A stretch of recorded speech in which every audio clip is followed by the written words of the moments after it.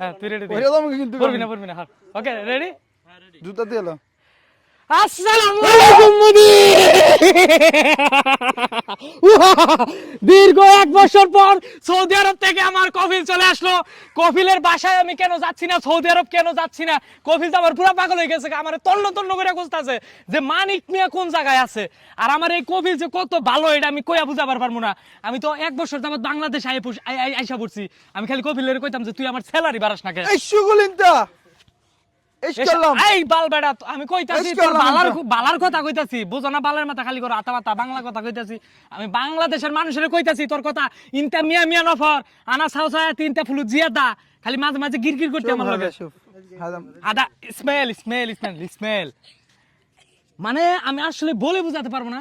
এর আগে কিন্তু কপিলের সাথে আমার বাংলাদেশে একবার দেখা হয়েছিল। আর বাংলাদেশের বর্তমান যে পরিস্থিতি, এই পরিস্থিতিতে আমি আমার কপিলকে নিয়ে একটু